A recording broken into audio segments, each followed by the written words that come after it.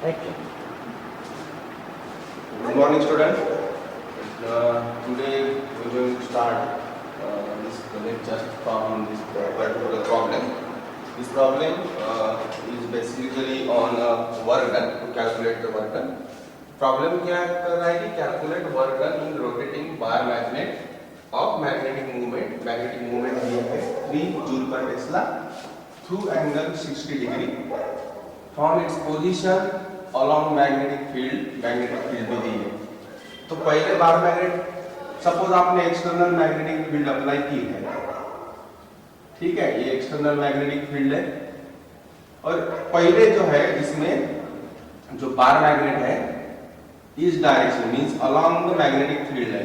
Along the magnetic field means S pole to N pole, यानी जिसकी magnet जिस bar magnet की magnetic dipole movement along the magnetic field है, means magnetic dipole movement जो है इस बार मैग्नेट का S pole to N pole, S pole to N pole along the magnetic field. ऐसे अगर कहा जाता है तो उसका मतलब क्या है कि ये S pole to N pole है, अलोंग द मैग्नेटिक फील्ड है, मींस मैग्नेटिक डायपोल मूवमेंट की डायरेक्शन हमेशा कैसी रहती है, मैंने पहले ही बताया आपको, S pole to N pole रहती है, ठीक है। तो magnetic dipole movement which is along the magnetic field है और इसको फिर 60 डिग्री क्या किया है, मूव किया है, क्या है 60 डिग्री मूव किया, मींस सपोज पर्टिकुलर ऐसे डायरेक्शन में उसको S to N इस डायरेक्शन में उसको मूव किया है, मींस मैग्नेटिक डायपोल मूवमेंट और मैग्नेटिक फील्ड में 60 डिग्री का एंगल बना है। कितना है 60 डिग्री का। तो ऐसे तो उसको इनिशियल पोजीशन से 60 डिग्री पोजीशन तक लाने के लिए कितना वर्क डन लगता है वो निकालना है। तो वर्क डन का जनरल फार्मूला सबको पता है, work done is equal to, सबको पता है, magnetic dipole movement magnetic field into cos θ1 minus cos θ2। अब θ1 क्या है, पहले कैसा था, इनिशियल पोजीशन पे था, means along the magnetic field था तो 0 डिग्री बराबर है।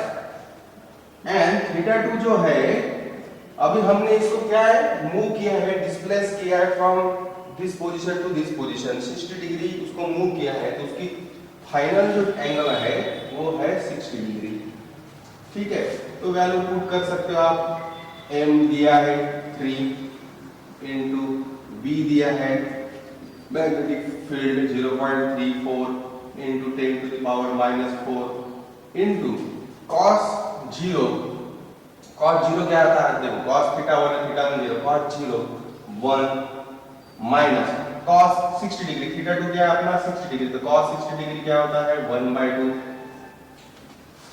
तो ये हो गया 1 माइनस 1/2, 1/2, ये 1/2 हो गया, 1/2 से इनको मल्टीप्लाई करो तो ये हो जाता है 1/2 into 3 into 0.34 into 10 to the power -4। इनका अगर आप कैलकुलेशन करते हो तो इसका आंसर आता है 5.1 into 10 to the power -5 joule. इतना वर्क डन लगता है यहाँ से यहाँ तक मूव करने के लिए, बार मैग्नेट को इनिशियल से 60 डिग्री तक मूव करने के लिए in the presence of this field, इस फील्ड में, इतनी फील्ड स्ट्रेंथ में, मैग्नेटिक फील्ड स्ट्रेंथ में आपको इनिशियल पोजीशन से 60 डिग्री मूव करने के लिए इतना वर्क डन लगता है, ठीक है। This is the final answer. So calculate करो और ये आंसर निकालो आप, ठीक है। अब बेसिक जो कंसेप्ट है आज मैं पढ़ाने वाला हूँ वो है magnetic lines of field, magnetic lines of field, magnetic lines of magnetic field आपने पढ़ा है, magnetic force of lines.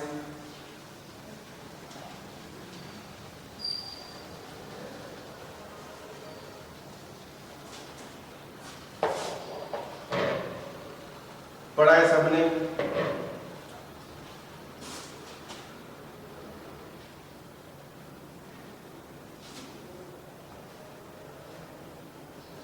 Lines of magnetic field, magnetic field पढ़ा है आपने। इसके बारे में थोड़ा बेसिक आपको बताना है क्योंकि इस पे ही मैग्नेटिक फील्ड की डायरेक्शन, स्ट्रेंथ हम पहचान सकते हैं कि क्या डायरेक्शन है। अगर पर्टिकुलर पॉइंट पे बार मैग्नेट है और पर्टिकुलर पॉइंट पे आपको अगर मैग्नेटिक फील्ड निकालना है, उसकी स्ट्रेंथ क्या है उस पॉइंट पे और वहां पे उसकी डायरेक्शन क्या है मैग्नेटिक फील्ड की, वो जानने के लिए लाइंस ऑफ मैग्नेटिक फील्ड आपको पता होना चाहिए। ठीक है, तो जनरली जो बार मैग्नेट है उसको दो पोल रहते हैं, बराबर है, N pole and S pole. तो पहली प्रॉपर्टी ऐसी है कि this lines of force of magnetic field, this lines of force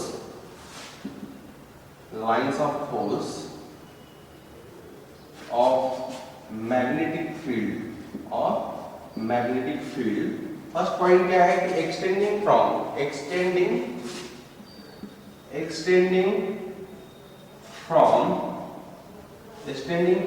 ये एक्सटेंडिंग थ्रू, ऐसा भी कहा तो भी चलता है, extending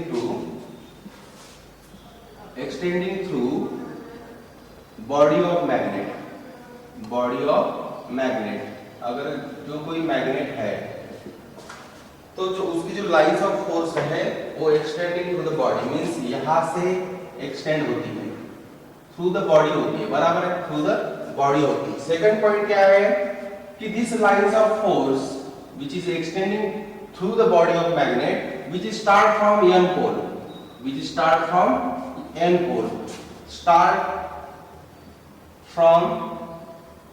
N pole and end at S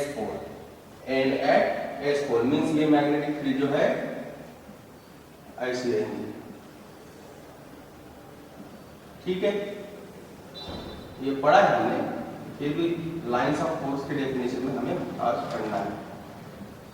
ठीक है, थर्ड पॉइंट जो है, अगर कोई पर्टिकुलर रीजन है, एक मैग्नेट है, बार मैग्नेट हो या कोई भी मैग्नेट हो, उसके अराउंड जो रीजन है, तो किस रीजन में फील्ड की स्ट्रेंथ ज्यादा है, किस रीजन में फील्ड की स्ट्रेंथ वीक है, वो हम लाइंस ऑफ फोर्स से डिनोट कर सकते हैं। जनरली लाइंस ऑफ फोर्स जो है वर्चुअल कंसेप्ट है। कौन सा कंसेप्ट है?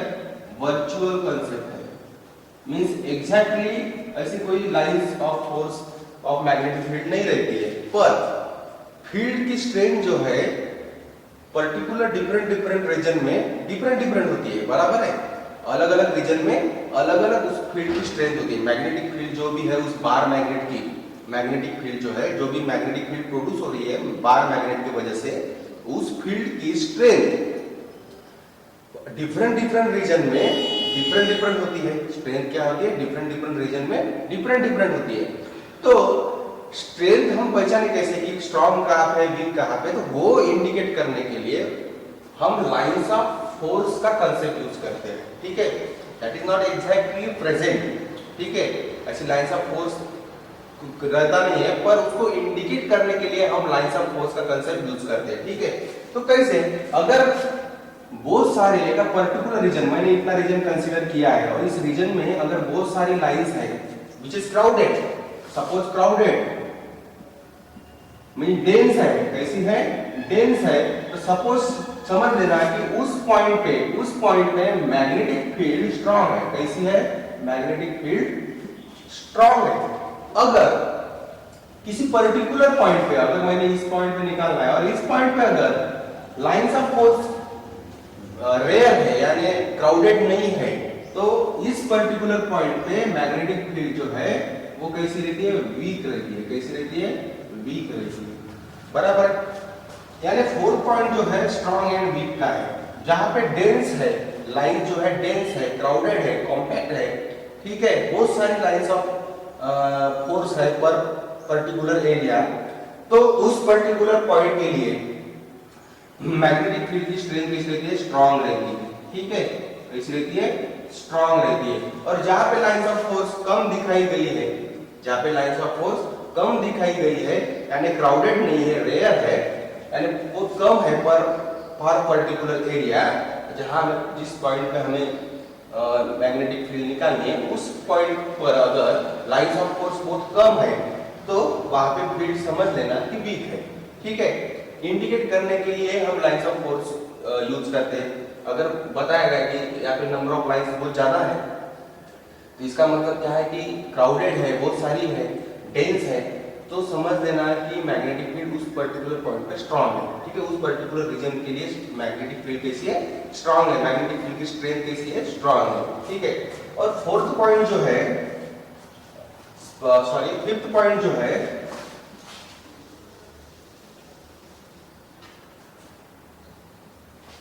कि जो लाइंस ऑफ फोर्स जो है, ये जो लाइंस ऑफ फोर्स है एक दूसरे को कभी भी इंटरेक्ट नहीं होती है। ये लाइंस ऑफ फोर्स जो है, lines of force never interact और इंटरसेक्ट वर्ड यूज करो, intersect, never intersect to each other, एक दूसरे के साथ इंटरसेक्ट नहीं होती है, ठीक है, एक दूसरे को पैरेलल रहती है, ठीक है, या एक दूसरे के नजदीक रहती है, बहुत सारे यानी आप नजदीक रहती है, समझ लेना कि वो बहुत ही स्ट्रॉन्ग फील्ड है, यानी डेंस है, मींस एक दूसरे को बहुत ही नजदीक है। लाइंस ऑफ फोर्स अगर बहुत ही क्लोज्ड है, ठीक है, लाइंस ऑफ फोर्स अगर एक दूसरे को बहुत ही क्लोज्ड है, इसका मतलब क्या है, वो डेंस है, इसका मतलब क्या है, वहां पे मैग्नेटिक फील्ड स्ट्रांग है, ठीक है। पर ये लाइन कभी भी एक दूसरे को इंटरसेक्ट नहीं होती है, कैसे इंटरसेक्ट नहीं होती है, ठीक है, ये पॉइंट ध्यान में रखना आपको। और सिक्स पॉइंट जो है, dilate this magnetic lines of force, dilate laterally, dilate laterally and contract longitudinally,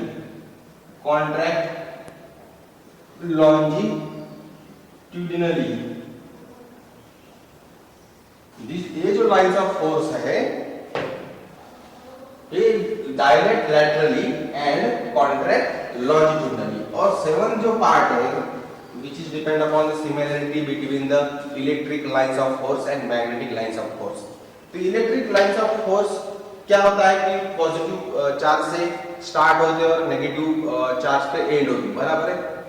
वैसे ही मैग्नेटिक फील्ड भी एन पोल से स्टार्ट होते हैं और एस पोल में एंड होते हैं। पर magnetic field lines of force में और इलेक्ट्रिक लाइंस ऑफ फोर्स में थोड़ा डिफरेंस है, क्योंकि ये जो magnetic field lines of force है, ये कहां पे भी स्टार्ट नहीं होती और कहां पे भी एंड नहीं होती है, ठीक है, क्योंकि हर एक बार मैग्नेट कपल में उसके पोल कैसे रहते, कपल में रहते, पेयर में रहते, ठीक है, तो वो वहां से ही स्टार्ट होती है और वहां पर ही एंड होती है, मींस वो कर्ल पाथ फॉलो करती है। कौन सा पाथ फॉलो करती है, कर्ल यानी सर्कुलर पाथ फॉलो करती है, not exactly circular but it is a curl path follow करती है, ठीक है। जैसे अभी पॉजिटिव चार्ज और इलेक्ट्रिक फील्ड के बारे में बोला, तो पॉजिटिव चार्ज से स्टार्ट होती है electric field lines of force electric field की, और नेगेटिव चार्ज पे एंड होती है। पर यहाँ पे देखो ये स्ट्रेट लाइन है, यहाँ पे कैसी है, स्ट्रेट लाइन है, यहाँ से स्टार्ट हुई यहाँ पे एंड हुई। पर मैग्नेटिक लाइंस ऑफ फोर्स ऐसे नहीं होती। मैग्नेटिक लाइंस ऑफ फोर्स कैसे होती है, जहां सपोज ये बार मैग्नेट है तो वहां पे N4 S4 रहता है, तो वहां से उस बॉडी से एक्सटेंड होती है। पहला कांसेप्ट था अपना extending to the body of bar magnet और बॉडी ऑफ मैग्नेट, ठीक है।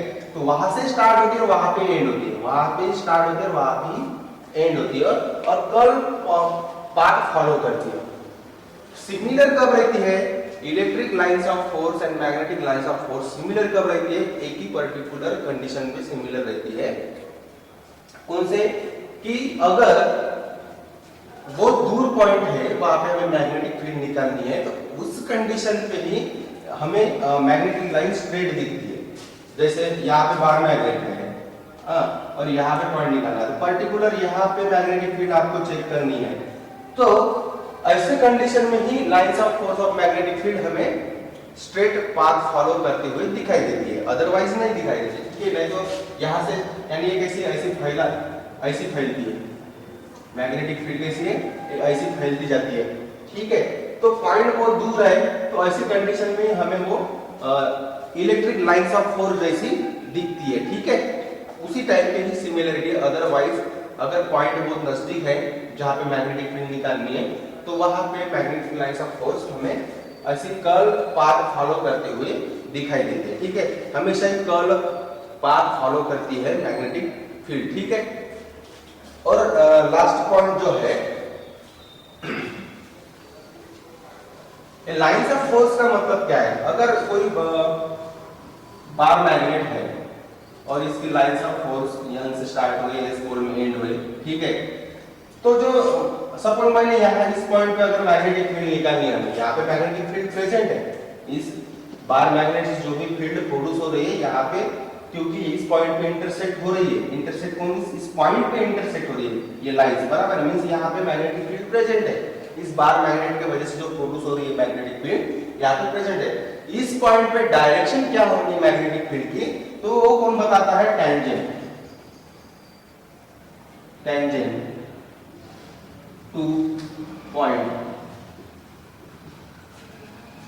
Of lines. अगर लाइंस पे हमने पॉइंट निकाला है, वहां पे हमें अगर मैग्नेटिक फील्ड स्ट्रेंथ निकालनी है तो मैं इस पॉइंट पे टेंजेंट निकालूंगा। और टेंजेंट किसको है, उस लाइंस को टेंजेंट ड्रॉ करो जहां पे हमें मैग्नेटिक फील्ड निकालनी है, उस पॉइंट से वो टेंजेंट जाना चाहिए। और टेंजेंट किसको रहना चाहिए, उस लाइंस ऑफ फोर्स को लेना चाहिए, मींस उस लाइन को आप टेंजेंट निकालो फॉर दिस पर्टिकुलर पॉइंट। तो ये जो टेंजेंट है क्या करता है, this shows the direction of magnetic field, direction of magnetic field means for this particular point magnetic field की डायरेक्शन कैसी है, वो कौन शो करता है, ये टेंजेंट शो करता है। ये 8 नंबर प्रॉपर्टी है लाइंस ऑफ फोर्स की, means this tangent indicate the direction of magnetic field for particular point on which we find out the strength of magnetic field। ऐसा एक पॉइंट जहां पे हमें मैग्नेटिक फील्ड स्ट्रेंथ निकालनी है, उस पॉइंट पे टेंजेंट निकालो।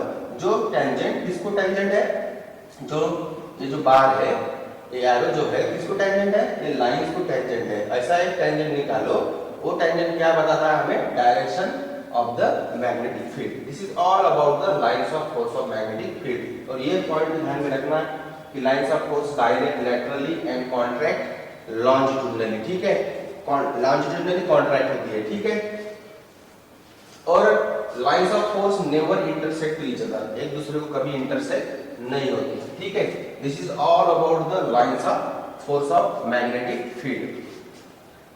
इसके आगे जो हमें पढ़ना है, ये लाइंस ऑफ फोर्स इसलिए पढ़ा है हमने कि इसके आगे जो हम अर्थ मैग्नेटिज्म का टॉपिक पढ़ने वाले हैं, वहां पे लाइंस ऑफ फोर्स की आपको जरूरत है, ठीक है। तो लाइंस ऑफ फोर्स पढ़ लेना।